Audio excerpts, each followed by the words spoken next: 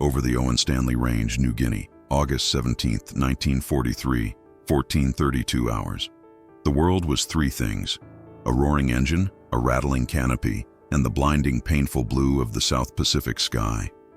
Flight Lieutenant Michael Bluey Sykes was drowning in it. "Spitfire, brake left." The voice on the radio was a garbled shriek, already swallowed by the static and the howl of his own Rolls-Royce Merlin engine. Bluey didn't need the warning. He had already seen it. The black-green flash of the A6M0, its red meatball insignia seeming to grin at him. He slammed the stick to the left, his body crushed into the seat as the Spitfire MKVC rolled violently. The G-force drained the blood from his head, his vision tunneling into a gray pinhole. Thwack, thwack, thwack, thwack.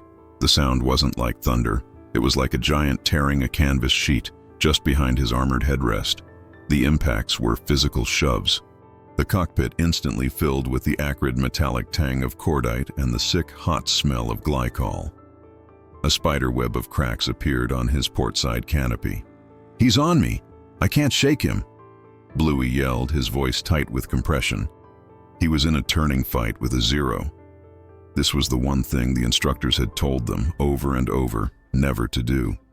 The Japanese Mitsubishi A6M0, or Zeke, as Allied intelligence had codenamed it, could turn on a sixpence. The Spitfire, a marvel of European skies, was a lumbering truck by comparison in this low-altitude knife fight. Bluey shoved the nose down, diving for the dark green carpet of the jungle canopy below. It was his only chance. The jungle was a 10,000-foot-high wall of green. Thwack, thwack, more hits. The stick went mushy in his hand. A warning light flared on his dash. Hydraulics. His controls were failing. "Mayday, mayday! This is Bluey. I'm hit bad, trying to make Kirkhill."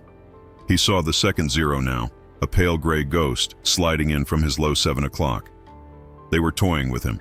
He was boxed in. He was bleeding. His aircraft was dying. He could see the Japanese pilot in the lead plane. He could see the man's white headscarf. The enemy pilot raised a hand, almost in a salute, before banking away. The second Zero followed. They hadn't finished him. Why? Bluey fought the controls, the plane bucking and screaming. He didn't realize the answer until he was over the relative safety of the landing strip's flak zone. They hadn't finished him because they didn't need to. He had been flying a brand new top-of-the-line fighter, and to them it had been nothing more than target practice. They had let him go, a wounded animal, to carry the message. We own this sky. As his Spitfire, trailing smoke and glycol, scraped onto the dirt runway of Kirkhill Airfield, Bluey Sykes felt a cold, hard dread that was worse than the fear of the dogfight. They were losing, and they didn't know what to do about it.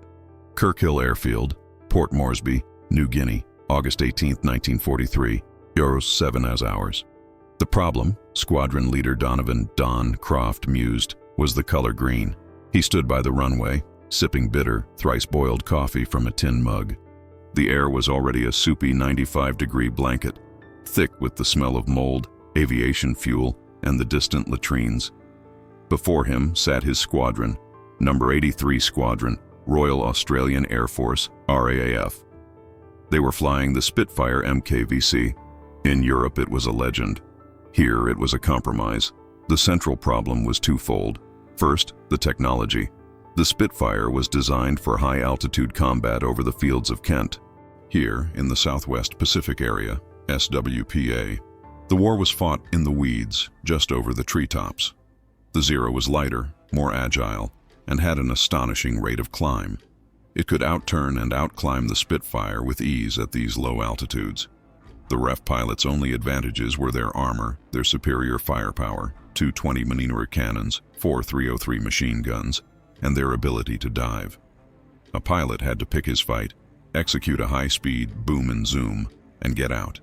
If he was bounced from below or if he let a Zero get on his tail, he was finished. Second, and perhaps worse, was the visibility. This was Don Croft's obsession. The Spitfires, sent from Britain, arrived painted in the standard RAF temperate land scheme, a disruptive pattern of dark green and ocean gray on top, with medium sea gray on the bottom. "It's a painting for a different war," Croft muttered to his subordinate. The ocean gray was designed to blend in with the English Channel and the cloudy skies of Europe. Here, Over the bright sapphire blue waters of the Coral Sea, or the deep, uniform, almost black green of the jungle, it stuck out like a sore thumb. The RAF had already tried to fix this. They had repainted many of their aircraft in-house. The USAAF had a color called olive drab. The RAF developed its own equivalent, foliage green. It was a start, but it wasn't working. When a Spitfire was above a Japanese pilot, silhouetted against the bright blue sky, its camouflage was useless. When it was below the Japanese pilot, diving against the jungle, the dark foliage green helped, but the plane's shape was still unmistakable. The classic elliptical wing of the Spitfire was a dead giveaway. The Japanese pilots, many of them veterans of the campaigns in China and the early Pacific Blitz, were masters of snap shooting. They could identify an aircraft, calculate its speed and angle, and put rounds on it in a fraction of a second. The RAF's camouflage wasn't confusing them. It was, in effect, helping them. It was a uniform that told the enemy, "I am a Spitfire, and here is my tail." The stakes were astronomical. If the RAF couldn't maintain air superiority over New Guinea, the Japanese could once again push for Port Moresby. If Moresby fell, Australia itself was threatened. The bloody, brutal campaign on the ground, on the Kokoda track and at Milne Bay, would have been for nothing. Croft looked over at Bluey Sykes's aircraft, which was being salvaged for parts. The fuselage was a latticework of holes. It looked like a sieve. "We are painting targets, not airplanes," he said, throwing the dregs of his coffee onto the dirt. "And I'm losing good men because of it." The next 2 weeks were a special kind of purgatory. It wasn't a single, disastrous battle. It was a slow, agonizing bleed. The heat, the malaria, and the enemy were all taking their toll. August 21st, 1943, 11:20 hours. A patrol of 4 Spitfires spots a lone Japanese Dyna reconnaissance plane. It's a gimme, a milk run. But as they dive, 4 Zeros drop from the sun. It was a trap. The patrol scatters. 2 pilots make it back, their planes damaged. 2 don't. Pilot Officer Wombat Harris is listed as missing, presumed lost. August 24th, 1943, 16 hours. The ops board is silent. The mechanics are sullen. Sergeant Watts, the head of the ground crew, is furious. He's working 20-hour days just to keep the 7 remaining airworthy Spitfires flying. The humidity is hell on the engines, and the coral dust runway is sandpaper on the propellers. "It's the paint," he'd complain to anyone who'd listen. "We follow the airboard regulations. We spray the foliage green. It takes 12 hours to dry in this muck." And for what? For it to get shot full of holes 2 hours later. August 27th, 1943, 09:40 hours. A new tactic is tried. Pilots are ordered to fly in pairs, in a thatch weave-like formation, trying to cover each other's tails. But the Zeros are too nimble. They refuse to engage in a way that favors the Spitfires. They'll make a single high-angle pass, pick off the man on the end of the formation, and then dive away, only to climb back up and do it all again. The frustration in the mess hall was thick enough to cut. "I had him!" A young pilot, Davo Davidson, slammed his fist on the rickety table. "I had him dead to rights and he just disappeared. He turned inside my guns and by the time I came around he was on my tail." If Jimmy hadn't scared him off. Jimmy, sitting next to him, just stared into his cup. He wasn't scared off Davo. He was just lining up his shot. The desperation was palpable. Squadron leader Croft sent coded cables back to RAF Command in Brisbane, requesting the new Spitfire Mk8. He requested more pilots. He requested different tactics. The reply was always the same. Make do with available resources. Hold the line. Croft knew what that meant. It meant his men were considered expendable. It meant the book was failing them, and Command had no new pages to offer. They were flying the same planes, using the same tactics, and painting them the same color, all while expecting a different result. It was a perfect definition of insanity, and it was getting his pilots killed. The solution to Squadron Leader Croft's high-altitude, high-stakes problem was not in a pilot's cockpit. It was in a steaming hot, canvas-walled tent, ankle-deep in mud. His name was leading aircraftman Kainan Kino Brody. Kino wasn't a flyer, he wasn't a mechanic, he wasn't even a very good soldier. He was, by trade, a painter and doper. His job was to mix, spray, and maintain the camouflage paint and the fabric and dope surfaces of the aircraft. He was 22, skinny as a rake, and had a quiet, thoughtful disposition that many mistook for slowness.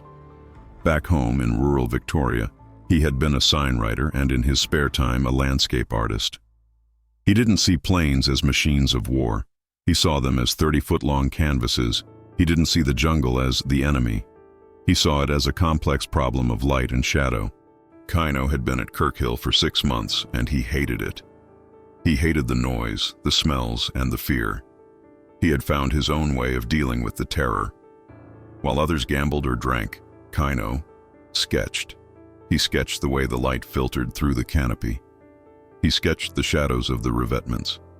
He sketched the way the red-brown mud of New Guinea splattered onto the green canvas tents. August 28, 1943, 14:15. Hours, the air raid siren wailed.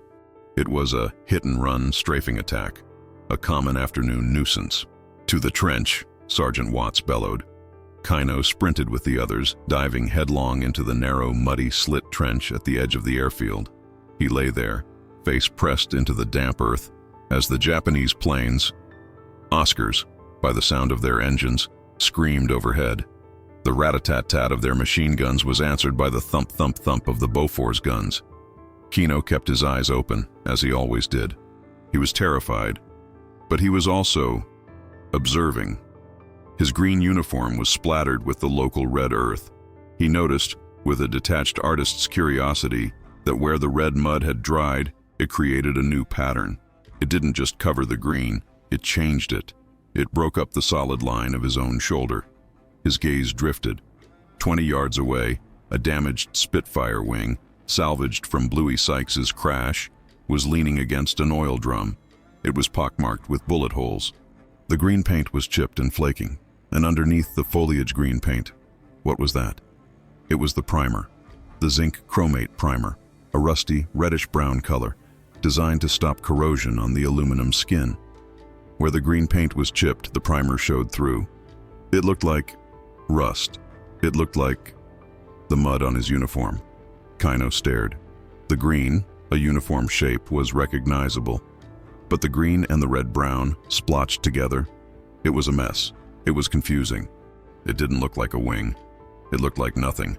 It looked like the ground. The all-clear siren sounded. Men climbed out of the trench, cursing and wiping mud from their faces. Kino Brody remained, staring at the junked wing. A thought was forming. It was a stupid, simple, and probably insane thought. What if they were too tidy? What if the answer wasn't a better green, but a worse one? What if they stopped trying to paint a plane and started trying to paint a shadow, a scrap heap, a patch of rust? Kino practiced his speech for an hour, but it all came out wrong. "Sarge," he said, catching Sergeant Watts as the older man was trying to clean a clogged spray gun. "What is it, Brody? I'm busy." Watts was a by-the-book man. He lived and died by RAF Air Board regulations. "I was thinking about the camo, Sarge. The foliage green. It's too green. It's too solid." Watts stopped, his hands black with grease and paint. "It's the regulation color, Kino. It's what command wants." "I know, Sarge, but what if we added more?" Kino, fumbling, pointed at a patch of red-brown mud. "What if we added that?" Watts stared at him. "Mud? You want me to paint the CO's aircraft with mud?" "No, Sarge. A color like mud. A red-brown. Like the primer. Look." He grabbed a rag and a can of the red primer, dabbing it onto a sheet of scrap metal. "See? If you put it over the green, in splotches, it breaks up the whole shape. It looks wrong. A Zero pilot, he's looking for a Spitfire. This doesn't look like a Spitfire. It looks like a wreck." Sergeant Watts was not impressed. "You want to make our brand new fighters look like wrecks? On purpose? It's a disgrace. It's non-standard. It'll slow the aircraft down. It's the stupidest thing I've ever heard. Get back to mixing the green, Brody, and don't let me hear that nonsense again." Kino's shoulders slumped. He was just a painter, but the idea wouldn't let him go. He knew he was right. He found Flight Lieutenant Bluey Sykes, who was chain-smoking outside the debriefing hut. Sykes was grounded until a new plane could be assigned to him. He was haunted, his eyes always scanning the skies. "Sir," Kino began, his voice barely a whisper. "What is it, LAC?" Sykes was curt. "I'm the one who painted your plane, sir. The last one." Sykes looked at him, his gaze softening slightly. "Good job, son. Pity it didn't help." "That's just it, sir," Kino burst out. "The paint is wrong. It's too clean. It's a target. I have an idea, but the sergeant, he won't listen," Kino explained. He talked about light, about shadow, about the primer and the mud. He used words like disruption and silhouette. Bluey Sykes, a man who had seen the white scarf of a Japanese pilot who had let him live, listened. He listened not because the idea sounded smart, but because it sounded completely, utterly mad. And right now, mad felt better than regulation. "Right," Sykes said, crushing his cigarette. "You're coming with me." They walked straight into Squadron Leader Croft's office. Croft looked up, annoyed, from a stack of forms. "Sir," Sykes said, skipping the salute, "I know this is irregular, but LAC Brody here has an idea, and I think you need to hear it." Kino, his knees knocking, explained it all again. Croft leaned back in his chair, his fingers steepled. He looked from his best and currently grounded pilot to this nervous, paint-stained ground crewman. "Rust," Croft said, his voice flat. "You want to paint my multi-thousand-pound aircraft to look like a junk heap." "Sir," Kino said, finding a sliver of courage, "the Zero pilot. He's not looking for a pretty plane. He's looking for a shape he recognizes. The elliptical wing, the curve of the fuselage. This breaks the shape. He'll have to take a second look. And in a dogfight, a second look is all you need." Croft was silent for a full minute. He was thinking of the two pilots he'd lost last week. He was thinking of the hold the line cable. "One plane," Croft said finally. Sykes and Kino looked at each other. "We have a new MKVC being assembled. It's yours, Bluey. It's your plane. Brody, you paint it. You paint it however you want. Watts will give you the supplies, but you'll do it tonight, and you'll do it off the main flight line. I don't want anyone to see this experiment." He pointed a finger at Kino. "But if it doesn't work, or worse, if it slows the plane down and gets him hit, I'll have you scrubbing latrines with a toothbrush from here to Brisbane. Are we clear?" "Yes, sir," Kino said, his voice squeaking. "Clear, sir," Bluey said, a ghost of a smile on his lips. "She'll be Bluey's Folly. Kirkhill Airfield, Maintenance Hangar Number 3, August 28, 1943, 22 were hours." Hangar No. 3 wasn't a hangar. It was a tattered, triple-sized canvas tent, smelling of mildew, oil, and sweat. The brand-new Spitfire sat under the glare of two naked, generator-powered bulbs, its factory-fresh, foliage-green skin almost glowing. Sergeant Watts was there, his arms crossed. "The CO said give you what you need," he grumbled. "Here's the green. Here's the thinners. What's this other color you want?" I need to mix it, Sarge," Kino said. This was the problem. RAF stores didn't have a rusty red-brown aircraft paint. The zinc chromate primer was for under the paint, not over it. "I need earth brown," Kino said, grabbing a tin of the standard camouflage color. "And I need some of the red bauxite pigment we use for marking the fuel drums." Watts's jaw dropped.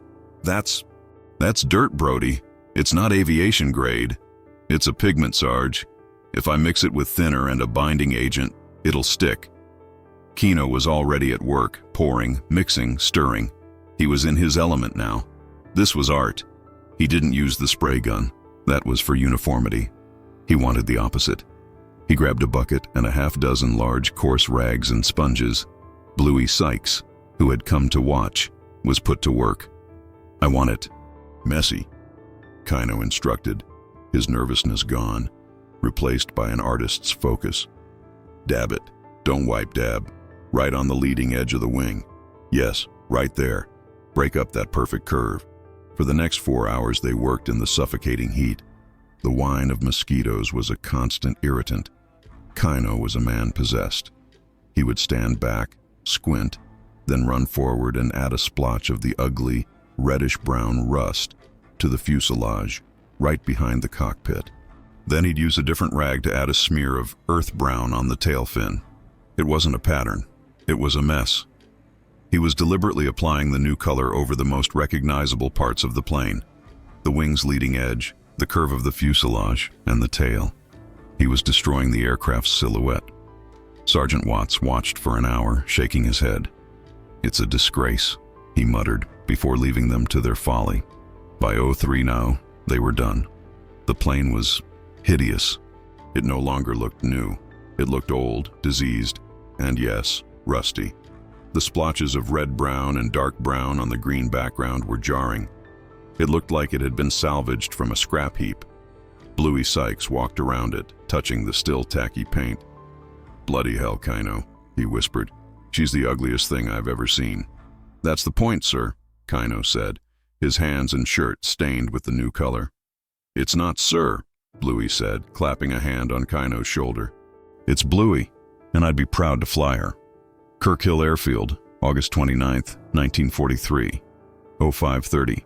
Hours dawn at Kirkhill was a brief, magical moment when the air was almost cool. Squadron leader Croft was not in a magical mood. He stood on the flight line, coffee in hand, watching Bluey Sykes climb into Bluey's folly. The rest of the ground crew, drawn by the rumor of the rust bucket, had gathered. There were titters. "Looks like a bloody circus wagon. Wombat's dog had a coat like that." Croft silenced them with a glare. "This is not a joke. This is a tactical evaluation." He turned to his second-in-command, Flight Lieutenant Grant. "Jimmy, you're with me. We'll take the standard Spits. We'll go to 15,000. Bluey, you stay at 5,000.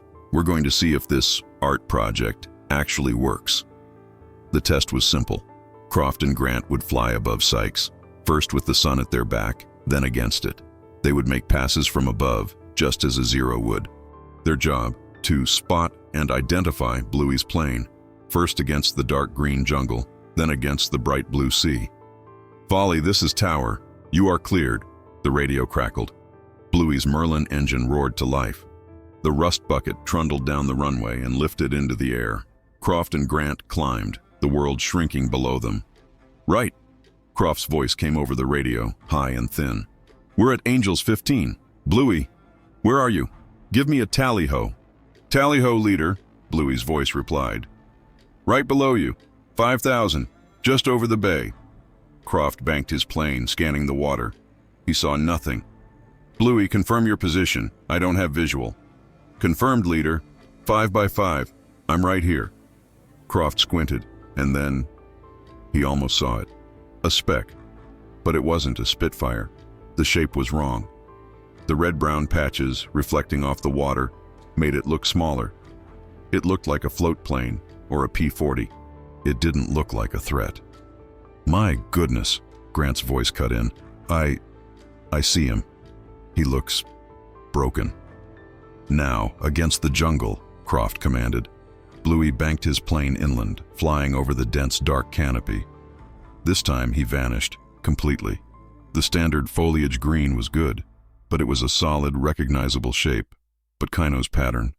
The foliage green blended with the jungle, and the earth brown and rust splotches looked exactly like patches of shadow and red earth.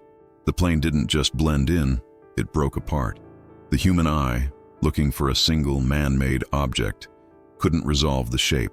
"Holy," Croft whispered. "Bluey, make a hard turn."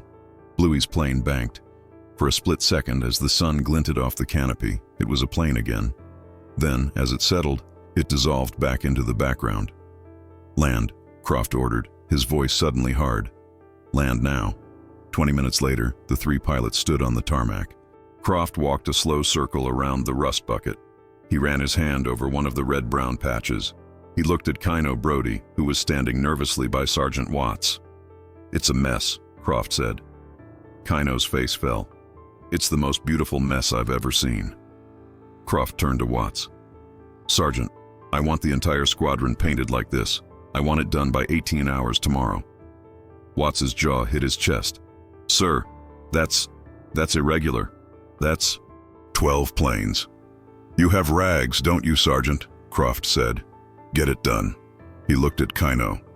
"Leading aircraftman, You are no longer a painter. You are now a technical advisor. You will supervise the painting of every last plane. West of Port Moresby, August 31st, 1943, 11:15 hours. The radar station at Runa had been tracking them for 20 minutes, a large formation of bogies approaching from the northwest. A big one, the controller had said. Looks like bombers, heavy escort. Squadron Leader Croft's voice was calm on the radio.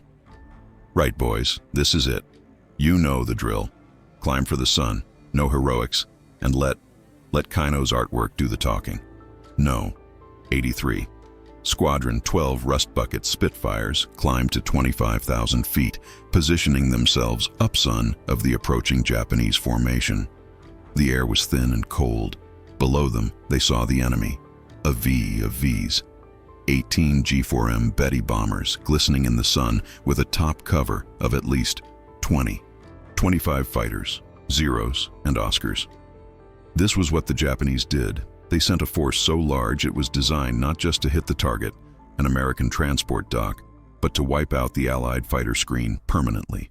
Japanese POV, fictionalized. Sub-Lieutenant Kenjiro Tanaka, an ace with 10 victories, scanned the sky from his A6M0. His squadron was the top cover, the hunters. The bombers were the bait. He knew the Australians had Spitfires here. He had fought them. They were tough, but predictable. Then his wingman's voice crackled. Contact! 11 o'clock high! Kenjiro squinted into the sun. He saw them, a squadron diving, Spitfires, but something was wrong. They looked damaged. They were splotchy. They looked old, like the old pre-war P-40s. Or were they damaged? Were these the remnants of a previous fight? He couldn't tell. His entire sense of calculation, the snap judgment that had kept him alive, was thrown off. He banked his Zero to engage the lead plane. It was Bluey Sykes. Tally-ho! Bluey yelled, his voice a war cry. Engaging! Kenjiro lined up for a high-deflection shot. He was used to the clean gray-green shape. He was used to knowing exactly where the cockpit was, where the engine was. But this thing, it was a jumble of colors. The rust patches made the plane seem closer than it was. The earth patches made the wings look shorter. He fired a long 3-second burst. His tracers, bright yellow lines, went perfectly behind the Spitfire's tail. He missed! He missed me! Bluey yelled in pure, astonished delight. Kenjiro cursed. He had misjudged the range. Badly. He tried to pull lead to correct. But the Spitfire wasn't turning. It was diving past him. Bluey, having survived the first pass, did exactly what Croft had trained him to do. He ignored the fighter and went for the bombers. On the Betties! On the Betties! The entire Australian squadron, having received a split second of grace from their confusing paint, screamed through the Japanese fighter escort and slammed into the bomber formation. It was a massacre. The Spitfire's 20mm cannons tore the lightly armored Betty bombers apart. One, then two, then a third erupted in brilliant orange and black fireballs. The Japanese escort, thrown into total confusion, dove to protect their charges. But now they were the ones reacting. The RAF pilots, filled with a sudden wild confidence, met them head-on. The sky became a furball, a chaotic, swirling melee of dozens of planes, and the rust bucket camouflage proved its worth. A young RAF pilot, Davo, found a Zero on his tail. I'm hit, he's on me. Break right, Davo, dive for the jungle. Davo did, rolling his splotchy plane over. The Zero pilot followed, firing. But against the dark jungle canopy, Davo's plane melted. The Zero pilot, suddenly shooting at nothing, pulled up, confused. That was all the opening Davo's wingman needed. The battle raged for 10 minutes. It was brutal and decisive. The Japanese formation, shattered and panicked, turned for home, leaving 5 bombers and 6 fighters spiraling down into the Owen Stanley Mountains. No, 83 Squadron, incredibly, had lost no one. 2 planes were damaged, including Davo's, but both were reporting green for landing. As Bluey Sykes flew back to Kirkhill, his fuel low and his gun ports black with soot, he looked at the splotchy, ugly paint on his wing. Kino, you magnificent bastard, he whispered, a grin spreading across his face.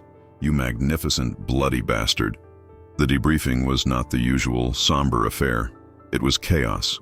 Pilots, still buzzing with adrenaline, were shouting, laughing, and pounding Kino Brody on the back so hard he nearly choked on his ration biscuit. "I'm telling you, Croft, he just missed. He was a 10-victory ace, I'd wager, and he shot like a rookie. They looked lost, sir. They didn't know what to engage. I was against the trees, and I was invisible."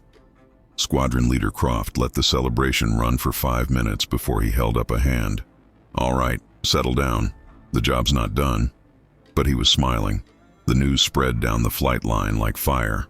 By evening, pilots and officers from the other RAF Spitfire squadrons at Moresby, number 452 and number 457, were dropping by hangar number 3. They came over, full of skepticism. A wizened flight commander from 452, a veteran of the Battle of Britain, sniffed at one of the newly painted planes. "Looks like a dog's breakfast, Croft." "Looked like a bloody miracle from my cockpit," Bluey Sykes chimed in, cleaning his fingernails with a knife. "Japanese couldn't lay a hand on us." The 452 commander looked at the kill board. No. 83 Squadron had just painted 11 new kill markings on their board, with 0 losses. "Right," the commander said, turning to his own sergeant. "Get me a painter, and find out what he's drinking." Within a week, every Spitfire flying out of Port Moresby was sporting some variation of Kino's pattern. It was officially dubbed the Brody Disruptive Pattern in Croft's after-action report, but the pilots had better names: Rusty's Folly, the Aussie Pox, or, most commonly, the Rust Buckets. The official recognition was slow and begrudging. A brass hat from RAF Command in Brisbane flew in, took one look at the squadron, and nearly had an aneurysm. "Squadron leader," he fumed. "This is not regulation. These aircraft are a disgrace to the King's uniform. They look unprofessional." "With respect, sir," Croft replied, handing the official a sheaf of papers. "Here are our combat reports for the last 10 days, and here are the reports from the 10 days prior. We've doubled our kill ratio and cut our losses to almost 0. The Japanese, sir, are very confused." He pointed to an intercepted Japanese communique. A badly translated line read, "Allied forces are now using a new, smaller fighter, or old, damaged aircraft. Difficult to identify. Extreme caution advised." The official stared at the report. He looked at the confident, if exhausted, pilots. He looked at the ugly, effective planes. "This is highly irregular," he huffed. "But the results are noted. Carry on, squadron leader. But I am not putting this in my report. Innovation, once uncorked, is impossible to stop. Kino's rust bucket was just the beginning. Now that the idea of non-regulation camouflage was accepted, the ground crews went wild. Refinement. Kino and Sergeant Watts, now a reluctant convert, found that the rust paint did add weight. They developed a thinner mixture using less bauxite and more earth-brown paint that was faster to apply and dried quicker. Creative use. Number 452 Squadron took it a step further. They added splotches of sky blue to the underside of their planes. When they were climbing from below, it helped break up their silhouette against the clouds. The sucker tactic. Bluey Sykes perfected a new move. He would deliberately fly his rust bucket erratically, as if he were damaged. A greedy Zero pilot, seeing the splotchy plane, would break formation to finish him off. Bluey would then sucker him into a dive where his wingman, also camouflaged, would be waiting. The innovation wasn't just in the paint, it was in the mentality. The RAF pilots, who had been on the defensive for so long, were now aggressive. They felt hidden. They felt they had a secret weapon. Their morale and their lethality skyrocketed. The Japanese, for their part, were not stupid. They adapted. Their intelligence reports were a mess of contradictions. Were these new P-40s? Were they Spitfires? Were they a new mark of Spitfire with a shorter wingspan? The camouflage was working so well it was creating phantom aircraft in Japanese reports. Their counter was logical: caution. Japanese pilots were ordered not to engage the splotchy fighters in one-on-one dogfights.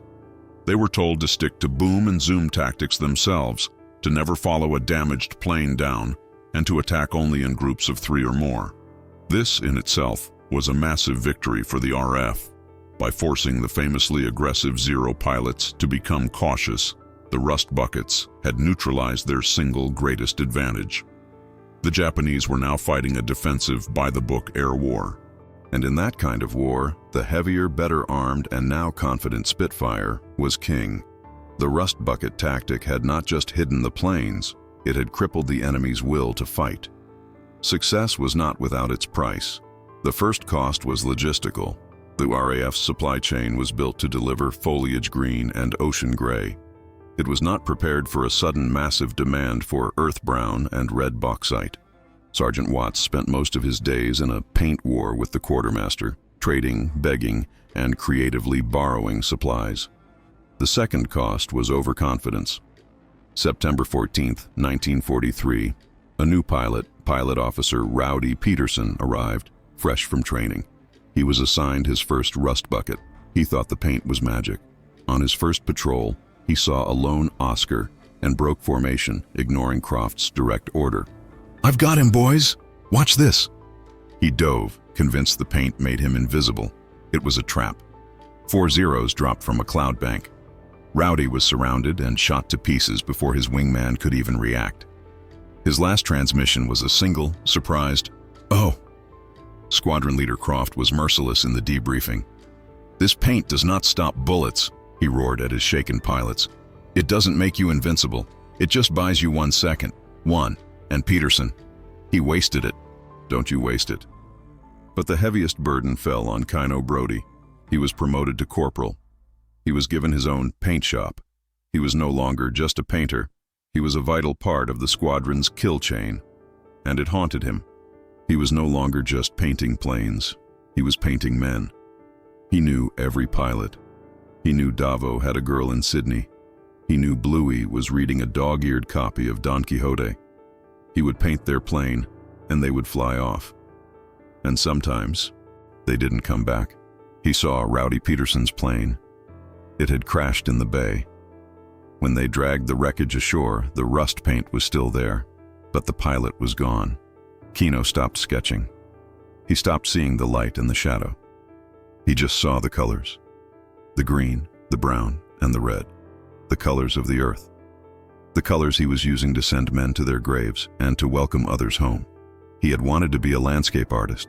Instead, he had become a master of the art of death. He was efficient. He was a hero to the pilots, and he had never felt more alone. Rabaul approaches. November 10, 1943, 14 hours. The war had moved on. The victories in New Guinea had secured Port Moresby. Now the Allies were on the offensive, pushing north toward the massive, fortress-like Japanese base at Rabaul. The Japanese Imperial Navy and Army Air Forces decided to make a stand. They gathered every air asset they had, veteran pilots, new planes, and a desperate do-or-die mentality. They launched a Hiyaki, an all-out 100-plane raid, aimed at the American and Australian forward bases. The RAF was ready. This was the day the title of this story was truly earned. It wasn't just number 83 Squadron anymore.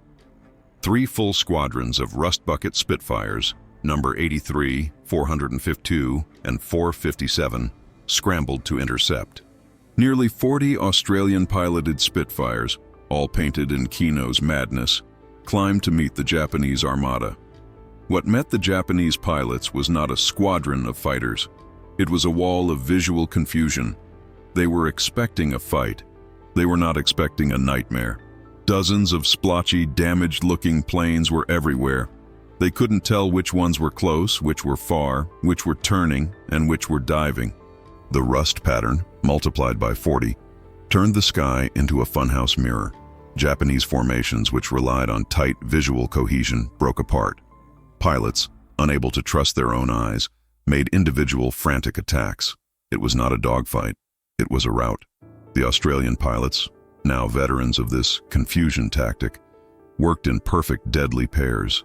They were the wolves in a flock of sheep. The rust buckets tore through the Japanese formation. The final tally was staggering. The official RLF combat reports for that one, furious 20-minute engagement, confirmed 28 Japanese aircraft destroyed, with another 5 to 7 probables or critically damaged. The RLF lost 3 Spitfires. 3. It was one of the most lopsided, decisive aerial victories of the entire Pacific campaign. The Japanese all-out raid was shattered. They would never again mount a significant daylight offensive in the region. Air superiority had been won, not just by the courage of the pilots, but by a few buckets of wrong paint. The immediate legacy was clear. Kino Brody was mentioned in dispatches, a high honor for a ground crewman. Bluey Sykes was awarded the Distinguished Flying Cross, DFC, for continued leadership and offensive spirit. Squadron leader Croft was promoted. The rust bucket camouflage, or variations of it, became an unofficial but widely adopted standard in the SWPA theater for the remainder of D-Day. It was a field-expedient solution that had, quite simply, changed the game. Rural Victoria, Australia, 1985. Kino Brody stood in his workshop. It was a clean, well-lit place, smelling of linseed oil and turpentine. After the war, he had returned. He had married. He had built a successful sign-writing business. But he hadn't painted a landscape in 40 years. He couldn't. Every time he looked at the dark greens of a gum tree or the red-brown earth of the Wimmera, his hands would start to shake. He'd see a Betty bomber exploding. He'd see Rowdy Peterson's empty cockpit. A young woman was with him, a historian from the Australian War Memorial, collecting oral histories. So the official records are very dry, she said, checking her tape recorder. They just call it ad hoc, theater-specific disruptive camouflage. But the pilots, we've read their letters. They all called it Kino's rust. Was it really your idea, Mr. Brody? Kino was an old man now. His hands were stained with age spots, if not paint. He walked over to a dusty framed photograph on his wall. It was a picture of 20 young men, all grinning, sitting on the wing of a hideously painted Spitfire. An idea, he said, his voice a soft rasp. Yeah, it was just an idea. I saw how the light hit the mud, how the primer looked. He touched the glass, his finger tracing the face of a young Bluey Sykes. But they made it work. The pilots, Bluey, Croft, Davo, they were the ones who flew into the fire. They were the brave ones. He turned back to the historian, his eyes clear. I just gave them a better shadow to hide in. Australian War Memorial, Canberra. Present day. You can go there today. In the cavernous main hall, a beautifully restored RAAF Spitfire MiG-C8 hangs from the ceiling. It's painted in the official foliage green and earth brown camouflage. It is clean, it is pristine, it is perfect, but it is not a rust bucket. Like so many battlefield expedient innovations, Kino's madness was quickly painted over when the war ended. It was erased by regulation, by peacetime standardization, by a desire to forget the messy, desperate, irregular solutions that had been necessary to survive. But for a few crucial, desperate months over the jungles of New Guinea and the waters of Rabaul, a landscape painter's eye and a few buckets of the wrong paint gave Australian pilots the critical, life-saving second they needed. It proved that in the crucible of war, victory sometimes depends not on the manual, but on the imagination, and on the courage to be, in the face of impossible odds, a disgrace.